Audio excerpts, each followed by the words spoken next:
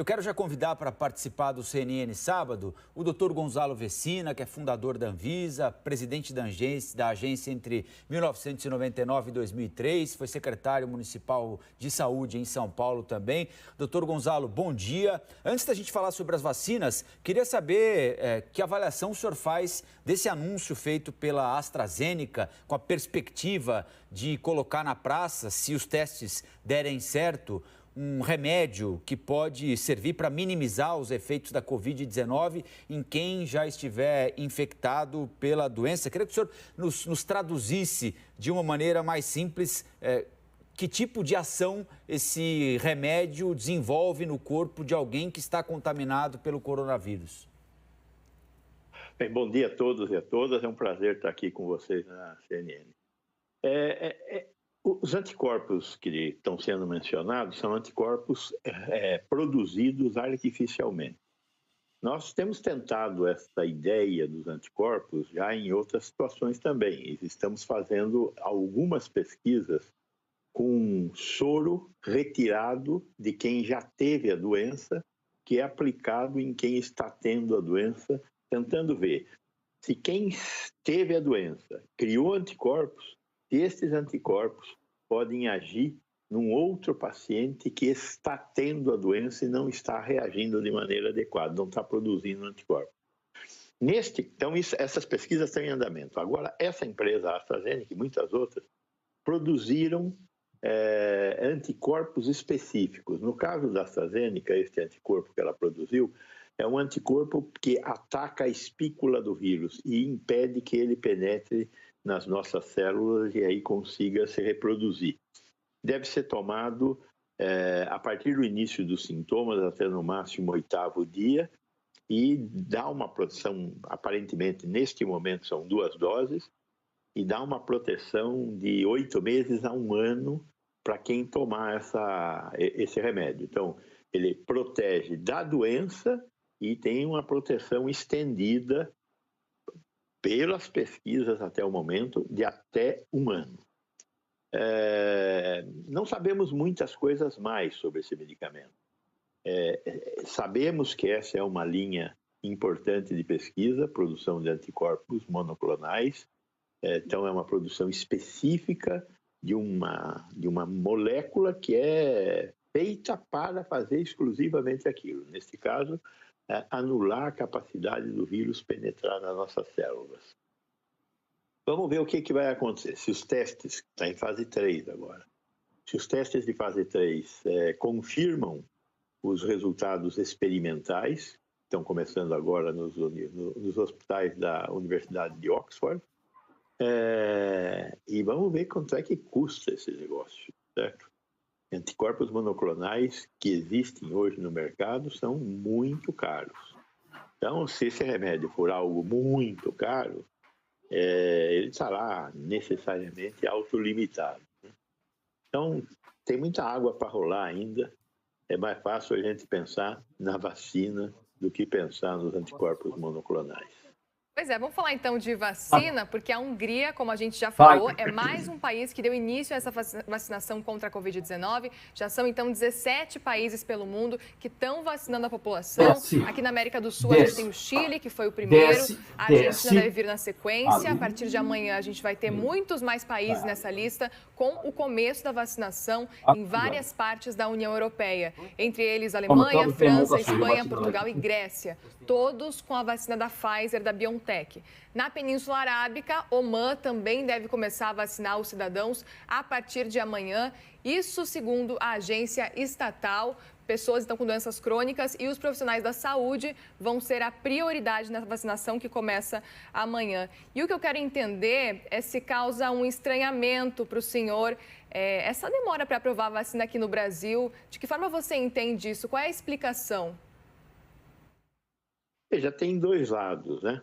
Um lado é que a empresa não pediu o registro até agora aqui no Brasil, pelo que eu sei. A outra questão, eu tive a oportunidade de ler sobre esses países aí. Na média, esses países estão recebendo 2, 3, 5 mil doses da vacina. Só os países da Comunidade Europeia e os Estados Unidos que têm compromissos de compra de milhões de doses, mas até o momento as entregas da Pfizer são entregas de milhares de doses. Então, nós poderíamos dizer que começou a vacinação no Brasil com 1.000 doses tendo sido entregues pela Pfizer. E qual é o impacto que mesmo a população do Chile, o Chile tem 18 milhões de habitantes, lá foram entregues, 10.000 doses. Dá para vacinar 5.000 pessoas. 5.000 pessoas é a população de um hospital de médio porte. O Hospital das Clínicas tem, 15.000 trabalhadores. O Sírio-Libanês tem 8.000 trabalhadores. Então, não daria para vacinar os profissionais de um hospital. Bom, começou a vacinação? Começou, mas qual é o impacto disso? Então, eu acho que de uma população de 210 milhões de pessoas, como é o Brasil, que nós temos que vacinar pelo menos 160 milhões de pessoas, são todos acima de 18 anos, e excetuando também as grávidas, nós temos mais ou menos 160 milhões de pessoas a vacinar. Temos que vacinar pelo menos 70% desses 160 milhões de pessoas. Então, nós precisamos de 320 milhões de doses de vacina. Os acordos que nós temos com a AstraZeneca e com a empresa chinesa Sinovac são capazes de oferecer algo em torno de 300 e poucas milhões de doses a partir de janeiro. Então, nós temos que fazer aposta aí. Né? A Pfizer, quanto ela poderá nos vender? Tem um acordo em discussão com a Pfizer para ela nos fornecer 70 milhões de doses o ano que vem inteiro. 70 milhões de doses dá para vacinar 35 milhões de pessoas. Nós temos 160 para vacinar.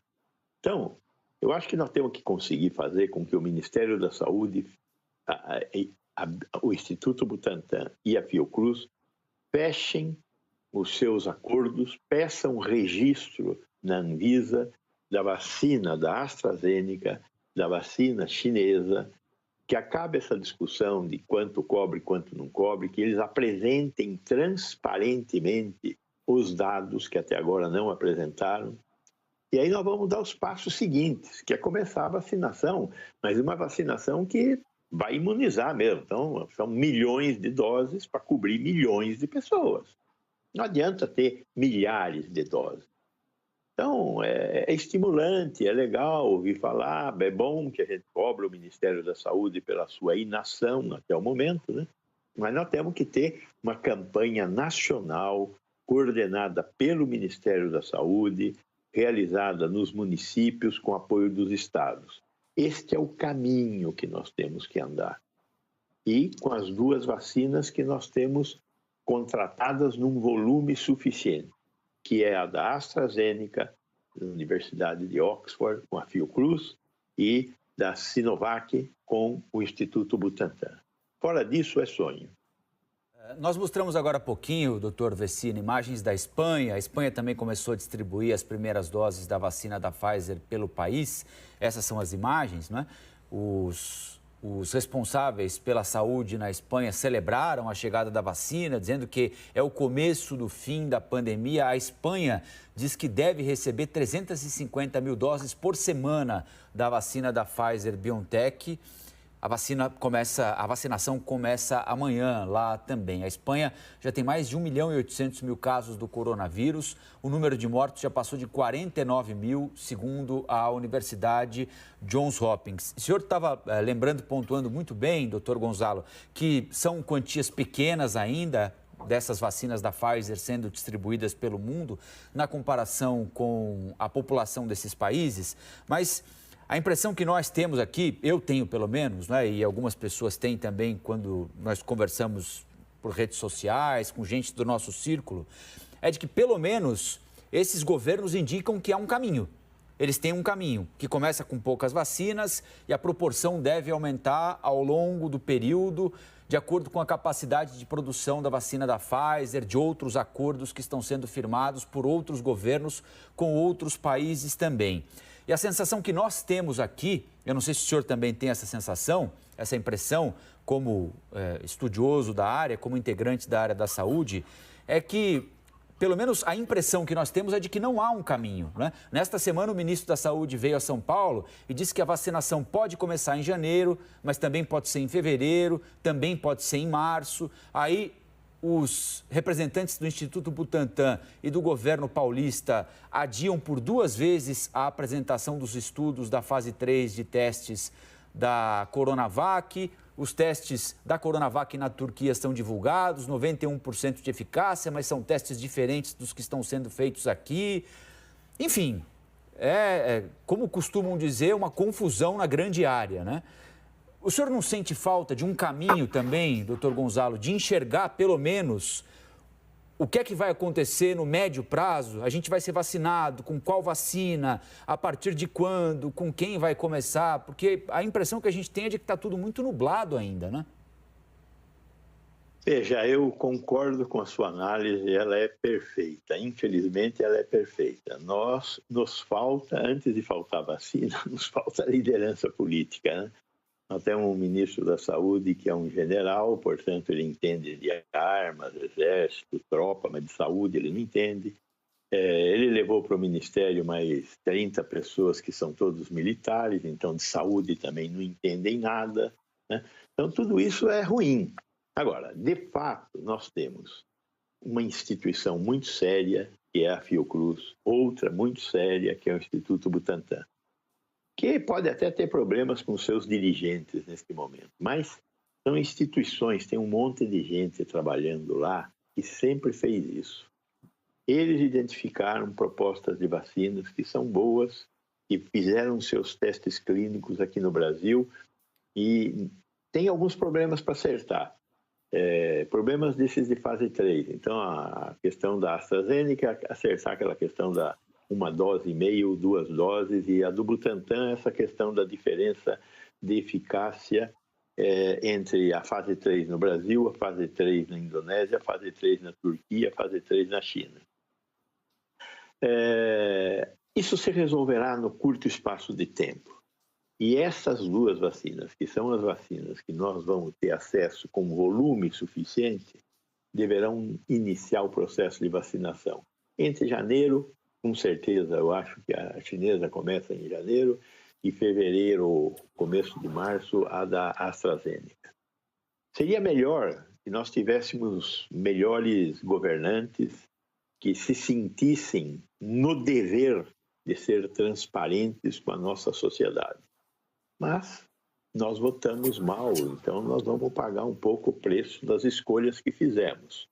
Então, vamos esperar que estas pessoas que são os nossos governantes se sintam na obrigação de serem mais transparentes e cônscios de suas responsabilidades com a sociedade brasileira.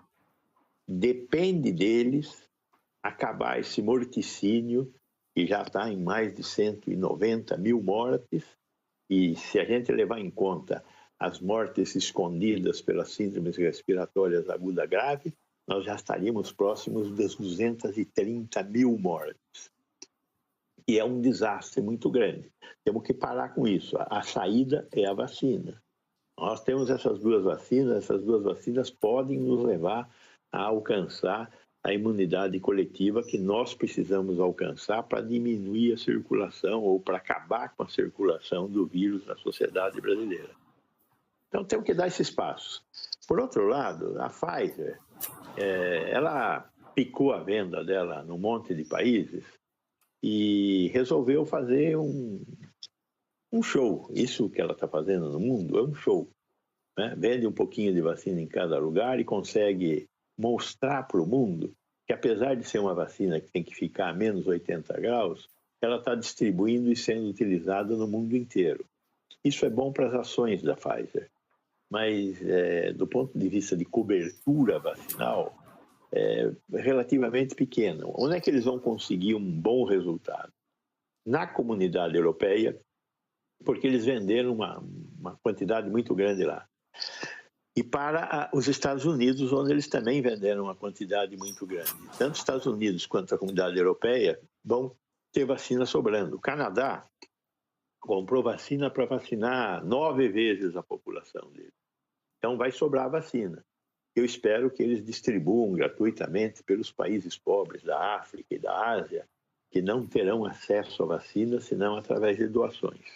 E é bom a gente lembrar que se o mundo inteiro não tiver cessado a circulação do vírus, esse vírus, nos locais em que ele continuar sendo passado de gente para gente, ele poderá sofrer mutações e voltar aqui e nos pegar com uma mutação que a vacina não consiga fazer frente a ele. Então, esse é o panorama. Temos que nos distanciar e conseguir olhar tudo isso junto. Qual é o objetivo da Pfizer? Qual é o objetivo da AstraZeneca? Qual é o objetivo da Sinovac? Qual é o objetivo do governo federal? Qual é o objetivo do governo estadual? Da comunidade europeia? Enxergar tudo isso e interpretar de maneira melhor tudo isso que está acontecendo. Ter um pouco de calma e ter certeza de que vamos ter as 2 vacinas aqui e vamos conseguir começar a vacinação em janeiro, fevereiro. É uma visão otimística? É uma visão de fim de ano, de Natal, comemoração de Ano Novo. É uma visão otimista. Mas é realista também.